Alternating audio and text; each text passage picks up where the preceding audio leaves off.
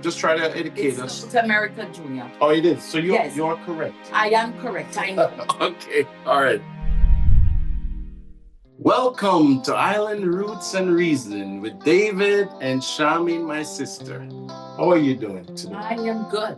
I'm happy to be here. Oh, yeah. Yes. This is our second podcast, and we're happy to be here once again. We have a great show for you guys. And just remember, I just want to say this because this is our second show. We're excited for many more. So as you click, you comment, and you subscribe. All right, we need that. We need the views. Like, share, comment, and subscribe. Yeah. Thank you, Shaman. So we have a great lineup today. Today our topic is going to be the sandwich generation. Balancing parents and children. Caring for parents while raising children. Yeah. That's a great, strong topic. Oh, yes. That's a good one. Yeah, so that's our lineup for tonight. And so before we start, just want to say a word because we can't do anything without God. And this is where we're going to be transitioning ourselves and growing.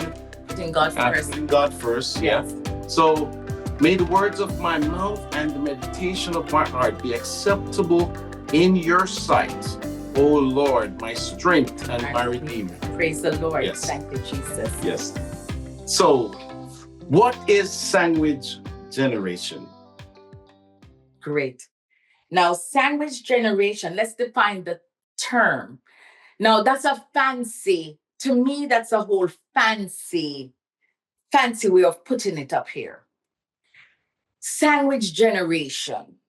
Now, how they put it? It's about adults joined in the middle between parents and the kids or their family, their immediate family. Yes. Yes. In other words, it's adults who are caring for their aging parents. Let's break it down. It's adults. It's you taking care of mommy and daddy and your children, taking care of your family up here, plus your Jamaican family, taking care of your family back home in Jamaica. Oh, yes. Yeah. We have to find that income to pay the bills down there, plus pay the bills up here.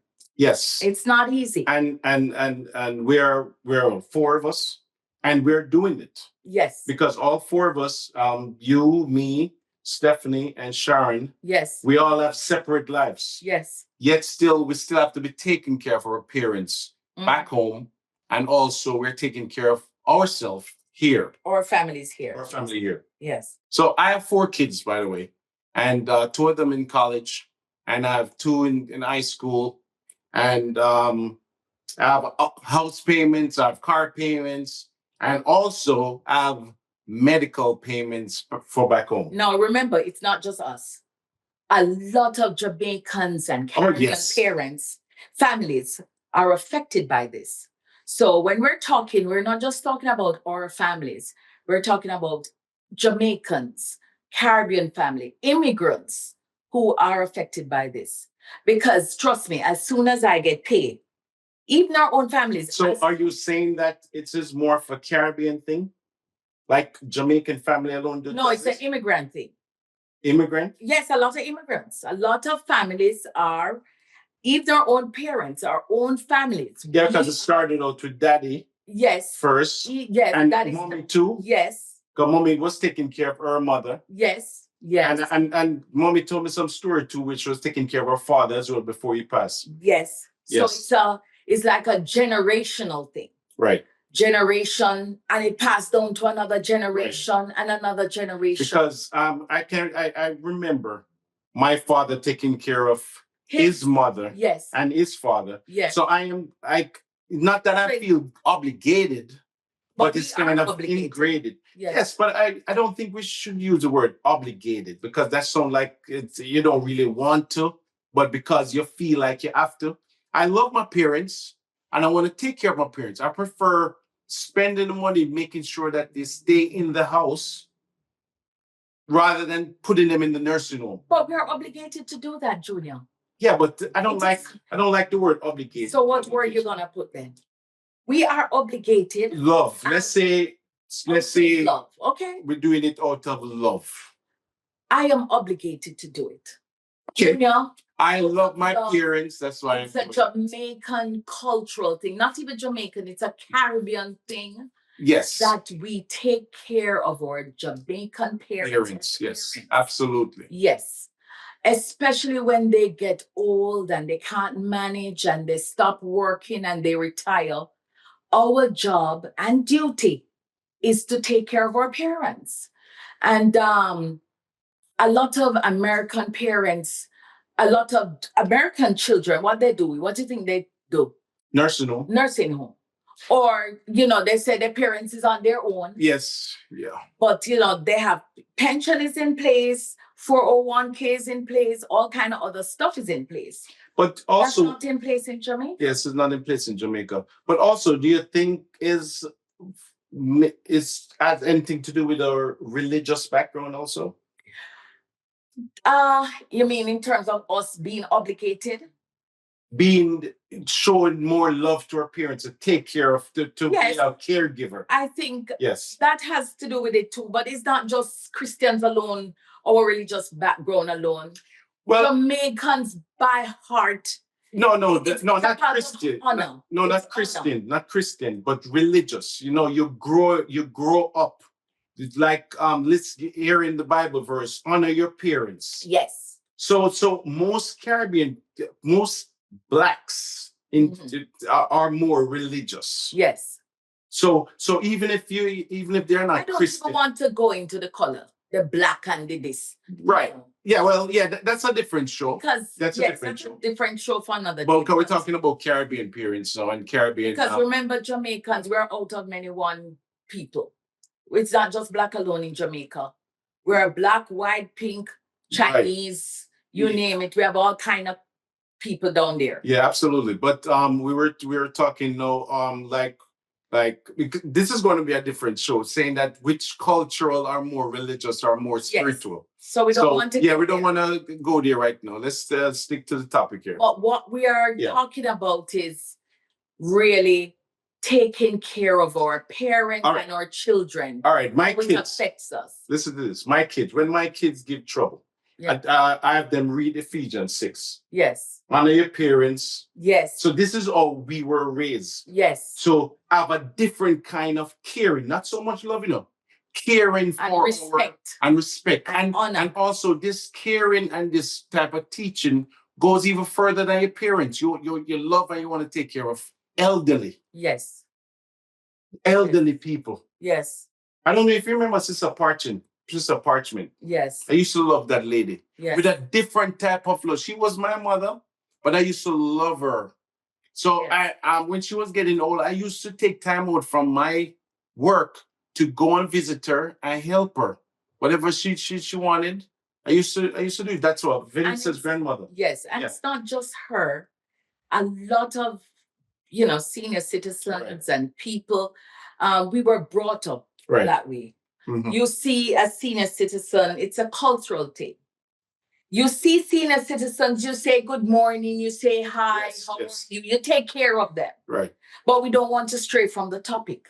The topic is... But that's a part of it though, because it's about our upbringing, Yes. And that type of teaching and caring that our parents show us. And so, I don't want to say a Caribbean thing either. It's coming from way, way, way back, maybe from slavery time. But listen, the Bible talk about that.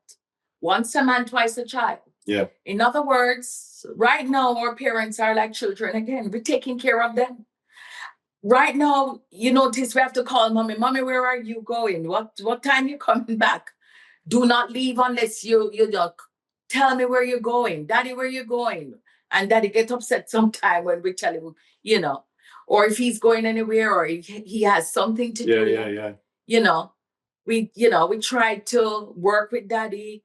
If he needs money for something, we try to send it or whatever they need. If they need clothes or, food, we try to prepare it and buy it and send it down. Ever so often we pack barrels and send it home because we want them to be comfortable. So it's really part of that sandwich generation. It's that extended family being responsible and caring. Yes. It's not just us, everybody in our family. You notice we have passed the burden. Yes, yeah. I won't even say burden, the responsibility. Because we train even our own children. We tell them, Right. listen, Our the other nieces or nieces and our nephews, kids and yes. our nephews, We tell them, the listen, grandkids, yeah. yes, we tell Yes. them, listen, grandma and grandpa needs X, Y, and Z, so you have to help us out. Right. And they So it's do a exactly. so it's a generational teaching.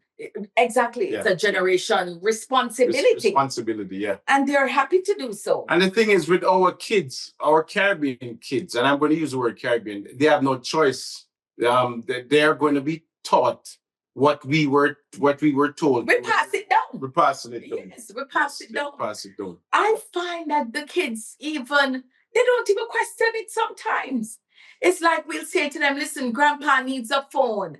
His phone fell and broke up. Which one of you can buy a phone? And they're happy to do so. You know, my daughter-in-law is from Colombia, Angie, and she's happy to jump in and, you know, buy anything for them. She calls them daily. Yes, yeah. And, you know, she falls right in line because guess what? We tell her how we operate and she understands. But I think she has the same responsibility too. So that could be also a challenge that we face. The same thing with her family. With her family. And she's from Colombia. She's from Colombia. Yeah. Because she sent money home to her dad. Her dad is in Colombia. And they send boxes and barrels home to her family because Colombia is not a rich nation or a rich island. So you know it's they're poor. So they want stuff too. I wouldn't say poor. Well, her background. Let's not use the word poor. No. I wouldn't say poor. Colombia, the people there need stuff. No, Jamaica needs stuff as well. Right. Yes. Just like any other Caribbean country, but I think the same type of teaching that is taught in one side of the island. They're from a humble upbringing. Humble upbringing. Yes. Right. They're from a humble upbringing. Yes. So it's right around. So I don't know if Colombia it's not in the Caribbean, right? It's North America. Colombia, I think so. Right. So I could be wrong, but the viewers can correct me into South America. Yeah. So whatever it is, just take the time out to correct us and give our comments if you think that we're wrong. Just try to educate us. South America, Junior. Oh, it is. So you're correct. I am correct. I know. Okay. All right. So yes. So what is the emotional challenges then? What you think it adds? The thing is, I always wish I could do more. Okay. I wish I could do more. I always wish I could do more for mommy and daddy. I wish I could do more for my children, but I'm not rich. You think you're rich? No, I'm not rich. But we're not rich. I come from very far. I'm not where I'm supposed to be, but I'm much better than where I was before. But the thing is, I'm happy that I am financially stable right now, that I can help my parents a little bit better than when I first came. I try my best. Yes. So do you think that your kids have been deprived? No. No. Listen to this. You think that you have deprived your kids to help your parents a little more? No, because little is much when God is in it. Yes. And I try to you want to do more. Spread it all over. Yes. My kids understand.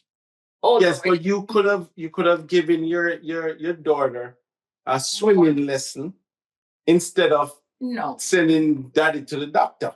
No. Nothing like that. Yeah. No. They get just enough. Okay. They get just enough. Nobody rob anybody. And well, I've many times I've paid the light bill down there and cut off something up here. So That's sacrifice. it's a sacrifice, but to be honest with It's you, worth it has it's worth it. affected me a little bit. Sometime maybe. Yes. But daddy has sacrificed a lot for us too. Oh yes, of course. I You know, remember those boxes that Daddy used to bring. our parents has yes. done a lot for us. He was a great father. Yes. He took care of us, and this is why we're here today. It wasn't for him. Yes. We Not wouldn't just be. him, the two of them. No, but we talk. You said dad, so we're Yeah. talking about dad right now. Mommy is a different. Mommy is a strong tower, so Yeah. she's different. We're They're talking about both dad of right them. now. Yes. Right. So no, there's no robbing of or no shortage or the kids not getting what they're supposed to get. We are supposed to do it. The Bible talk about you know, us doing it. And I'm happy that we did. Let me just take a quick look at the lineup here. So how does this though affect like your furthering career or your furthering education and those stuff? Well, I don't think it affected us in any way. Maybe we could have gone more in term because it was four of us.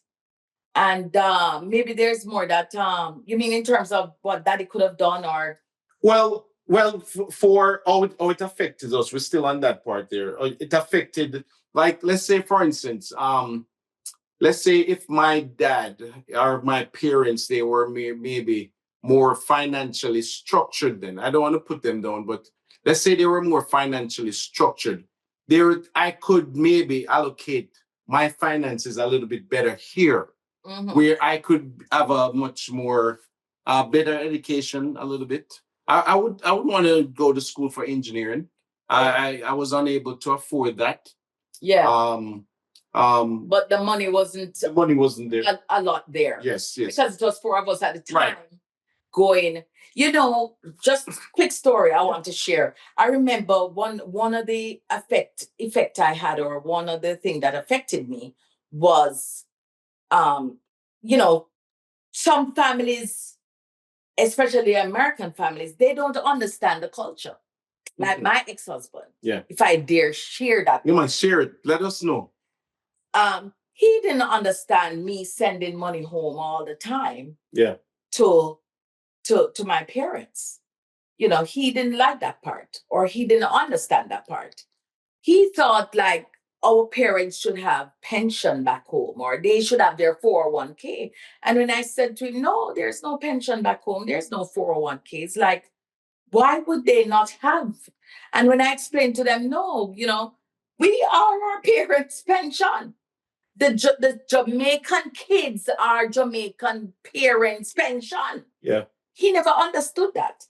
So, he thought that was not right. He felt like, and that was a big challenge. Yes. When I had one time when I got paid and I'm to send home the money, he thought that was, no, that's not right. Why are you doing that? But as you say that, I remember some of the sacrifices that daddy did. Yeah. So we cannot owe him. Yes, we owe him. Because he wasn't. Tell that to your husband, who is an American, who don't understand the Jamaican culture. Right. You understand? Yeah. But that's another story for another day. But we're talking about sending money home. Right. So when you're married to an American man or another culture who don't understand the culture and what's taking place, it's difficult. Right. But that was the problem. That was one of the difficulty I had. That was one of the delays and one of the problem that I had. Trying to send money home. Right. To him, it's like, oh, you're robbing the family. You're robbing our family. Yeah, because he wouldn't understand. He wouldn't understand that. Yeah. So and that is a difference with the Caribbean parents who is living outside of the country, outside of America, and then the parents here who is living here, who have the luxury of pension and 401k and life insurance and those stuff. Not that I'm saying that Jamaican parents doesn't have life insurance, because my mother and father has life insurance. Right. But in this country, You have long-term care. You have long-term care, and it's more affordable. Yes. Yes. It's more affordable. Yes. So I was going to tell a story, the sacrifice that Dad did for us because he wanted an extra income to take care of his family. Right. So he was in a job that give him pension. Yeah. He was that other job there that he had. And he told me, and this is from his mouth, he said that back then he was making like maybe $2 an hour or something like that. And he got another job, and this was a government job where he was making $2 an hour. And he got another job, private company, where he could have gotten $3.50, like $1.50 raise more. But he would have to give up the pension job to get this. But because he wanted to financially take care of his family a little bit more, he left that job and go with a private job. For the private job, which it can be a bad or a good thing because he did a lot more for us. We're sitting here today. But then he left the pension job. He left the pension job. So I don't know. Let me know your good move. Yeah. So let me know your comments. What you guys think? Thoughts. Yeah. The thoughts. We did go to good schools. We had clothes. I wear clean clothes. I didn't go to my bed hungry. Yeah. All of us. We grew up in a 6-bedroom house in Jamaica. We weren't rich, but we were comfortable based on his income. My mother worked from home, so yeah, he made a good choice. But now, as you're talking about the pension, where is pension? Yeah. So we kind of owe him. Yeah. To take care of him. Yes. And take care of. It's our duty. And it's our duty. It's our duty. So that to me, I think it's positive. At the same time, not really, because now we are tend to stand the financial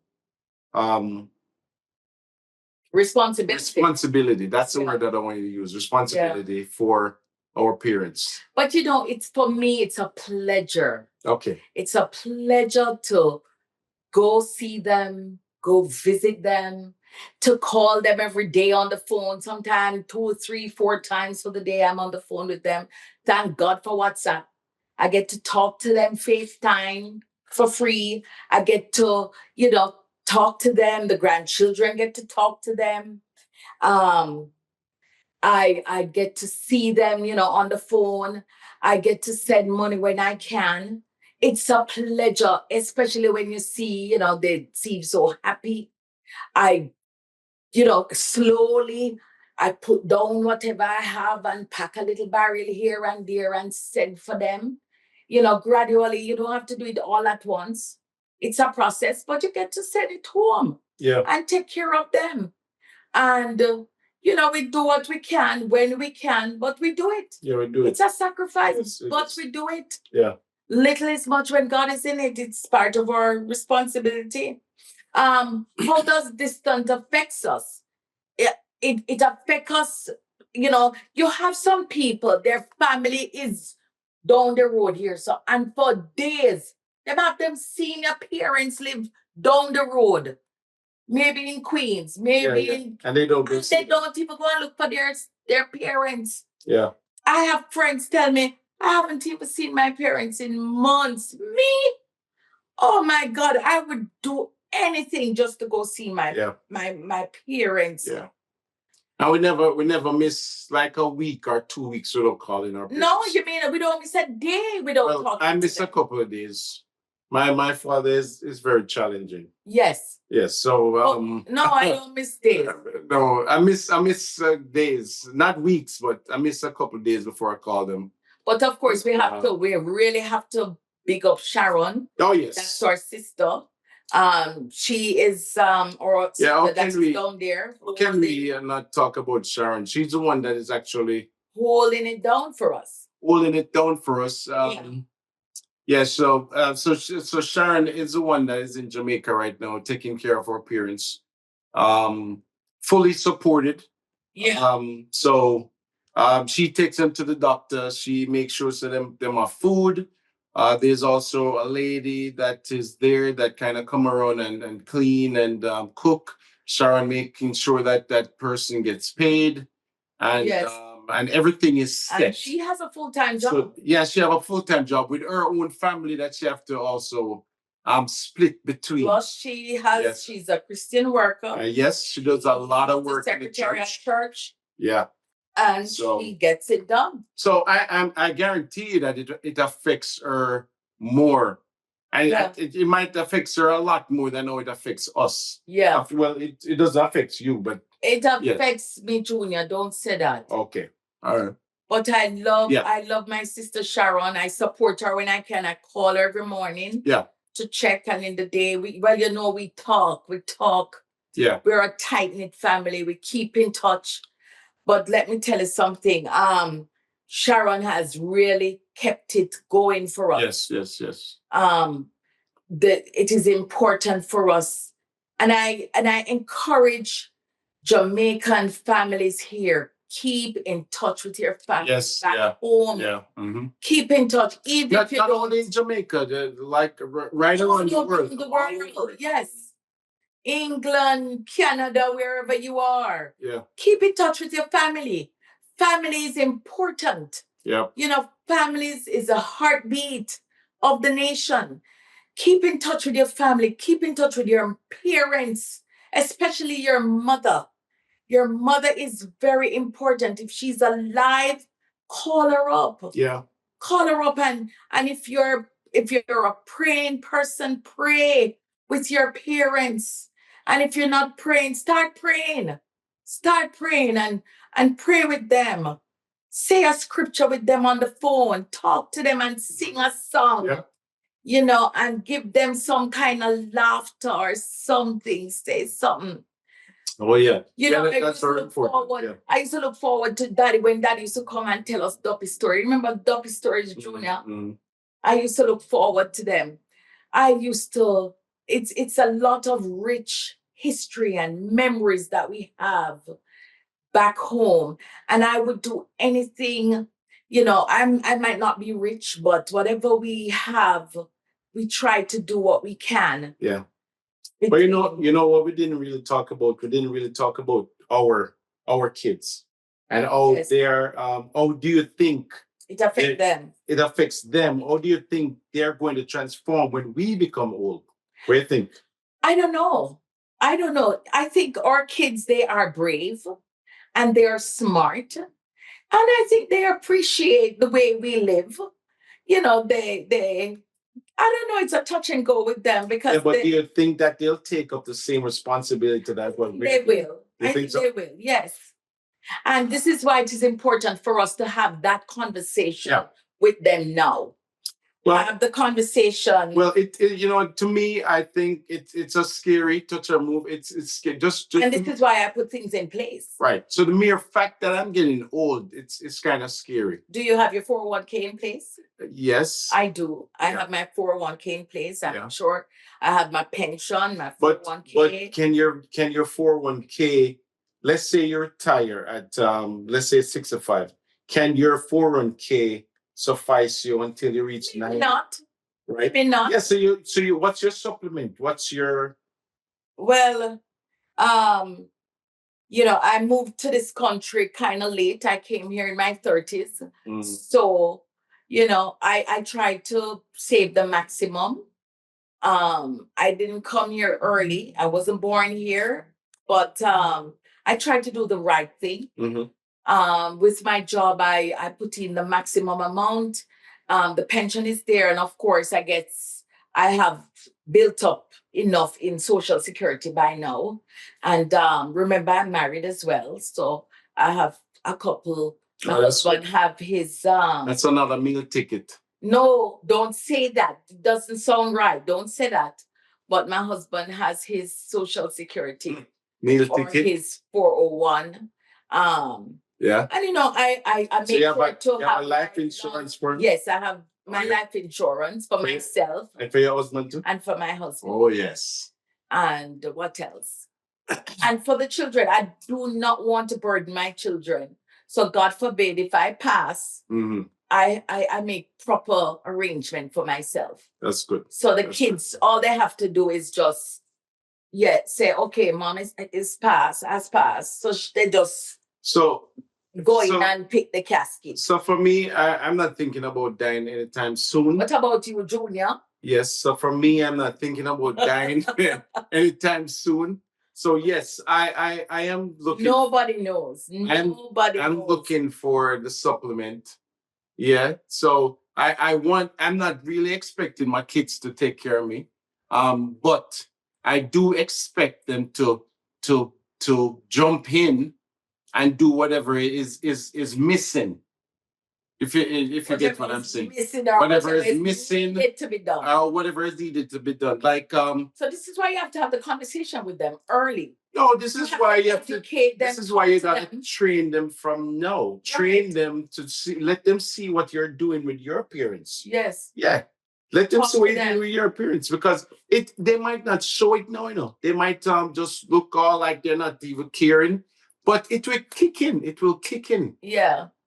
When they get their jobs and their careers and everything is in place for them, it will kick in. When they say that their dad may need a new truck, or dad may need a one of them campers. We always talk about campers. Yeah, I need a big 3-bedroom camper. Yeah, they might buy one for me. So yeah, you're talking about something completely different. This is all part of me living for retirement. Oh, wow. This is all part of it. So you want a camper? So we're going to travel the whole West. I want a camper. And camp all over the place. Yes, that's part of what I want. Did you have that conversation with your lovely wife? I have that conversation. Or are you going by yourself? I have that conversation with my son David, and so hopefully. So what about Daniel? No, but hopefully David will see it fit and buy his dad a camper. So that's it. That's good. I'm excited. I'm excited too. Yeah. So we're ready. We're ready. Yeah, we're ready. We're ready for this retirement. Yes. And tell me something. When you moved here, how did you learn about the whole retirement? Are you all ready? Because you moved here way before me. You moved here 30 odd years. So you're supposed to have a good piece of money put away in retirement already. Yeah, I might have a good piece of Social Security put away for retirement. You know what happened? I wasn't really that educated on the retirement until I was in my early 40s, which at that point, I think I was late. I wish when I was 19, 20, I knew what I know now. No. Yeah, because I would have put away a lot of money. Because they cash out a lot of your money. Yes, I did. I was working in the city and I got laid off, and most of my 401k I cashed it out, and I shouldn't have done that. No. Yeah, but you know what happened? That's how things are supposed to be. That's life happens. Yeah. You just have to pick up and move on again and start rebuilding again. So it's good. It's good. That's what it is. I'm not worried at this point. I have a great job, and I'm happy. Mm-hmm. My kids are growing. They're smart kids. My father is a millionaire. Oh yeah. And I'm stepping on gold. You're one of those people there? Oh yes. Oh, we're stepping on gold, brother. Stepping on gold. Mm-hmm. Yes. So that is it. So I'm happy to announce that. I know what happened. We're just going to close by saying this. Our parents, they work really hard. All these years. And they deserve everything and even more for what we're doing right now. Yes. I do wish that we could do more. We could do more. Yes. Financially, to be more supportive. I wish if I have the time to even call them and sit with them. My father is a talker. Oh, yes. I wish if I had a prayer warrior. Yes. Yes. So I wish if I had more energy and time that I could just sit and have some really big debates with my dad. So they deserve it. Let's dedicate this program to them. Yes, that's good. David and Maisel Hoyland. David and Maisel Hoyland. Yes. My mom is 91 years old. Oh, yeah. Yes. And my dad is 60 years of marriage. And my dad is what, 83? Yes, 83 years old. So, yes, my mom did like them young. Yes, yeah. I love them dearly. Yes, yes. We just want to thank God for our parents, and I want to thank God for our children. Yes. And we are part of the sandwich generation. Yes, yes. And I just want to close by saying this also. I have three other siblings, Stephanie, Sharon, and Charmaine, and I love every one of them dearly. I think my parents did a great job raising us. Yeah. Raising us. Sometimes we don't act like we love each other, but we love each other. We do. We do love each other. Yeah. Yes. And I think we're doing a good job, not even just a good job, but a great job, maneuver and managing stuff. Yeah, yeah. Because, we'll pick up the phone and we say, listen, this has to get done, and we get it done. We have this bill to pay, that bill to pay, and we get it done. Everybody just pull in 1, 2, 3, and we get it done. And, I encourage everyone out there, try and do the same thing. Try to get your siblings. Siblings relationship is very, very important. Talk to your siblings in love. Encourage them, be honest with each other and just tell them what's happening and rally around each other and just get everything done. Yes. That's what we do anyway. That's what we do. Yeah. So we're going to close now. And remember to like, share, and comment and subscribe. Yes. And like you said. Yes, I said like. Yes. And share. And share. And comment and subscribe. Don't forget to subscribe. Yes, we need a subscription. All right, guys. Thank you for joining us. Thank you for joining us. See us again. And reasoning. With the Hoylets. Yes. Thank you so much. Walk good. Bye for now. Bye.